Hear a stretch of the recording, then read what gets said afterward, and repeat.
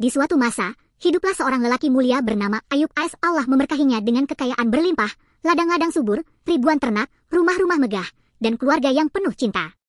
Ayub tak hanya kaya, tapi juga rendah hati. Ia selalu bersujud kepada Allah, bersyukur atas setiap karunia yang diterima. Suatu malam yang tenang, Ayub duduk bersama keluarganya, bercengkerama di bawah cahaya bintang. Anak-anaknya tertawa riang, istrinya tersenyum penuh syukur. Di dalam hati, Ayub berbisik, "Segala puji bagi Allah yang telah memberiku segala kenikmatan ini." Namun di alam gaib, iblis memandang iri.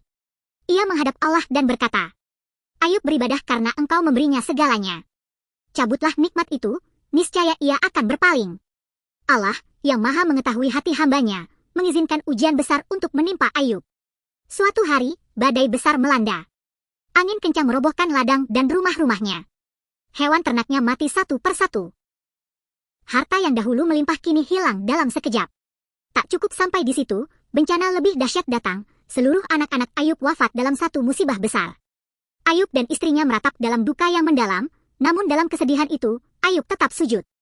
"Dari Allah kita datang, dan kepadanya kita kembali," gumamnya. Tidak lama kemudian, ujian lain datang, tubuh Ayub dilanda penyakit aneh. Kulitnya terluka, tubuhnya melemah, hingga bau tubuhnya membuat orang-orang menjauh. Masyarakat mulai berbisik, "Ini pasti hukuman. Ayub pasti telah berdosa besar." Diusir dari kota, Ayub dan istrinya tinggal di sebuah pondok reot di pinggir desa. Istrinya merawatnya dengan penuh cinta, membersihkan lukanya setiap hari, tanpa lelah dan tanpa mengeluh. Untuk mencari nafkah, istrinya bekerja keras, mencuci pakaian, mengangkut air, melayani rumah-rumah orang kaya yang dahulu menghormati mereka. Banyak hinaan diterima istrinya, namun ia tetap bertahan.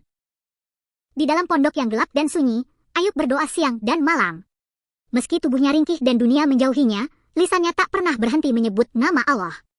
Godaan datang dari iblis, membisikkan keputusasaan. Tapi Ayub mengusir godaan itu dengan tegas.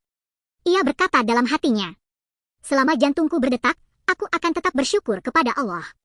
Namun istrinya, yang menyaksikan penderitaan bertahun-tahun, mulai goyah.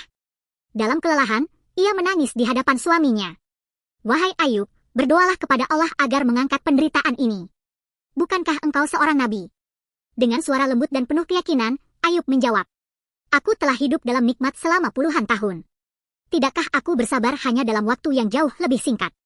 Hingga pada suatu malam, dalam kesunyian yang pekat, Ayub berdoa, "Tuhanku, sungguh aku telah ditimpa penyakit, dan engkau adalah yang maha penyayang di antara para penyayang."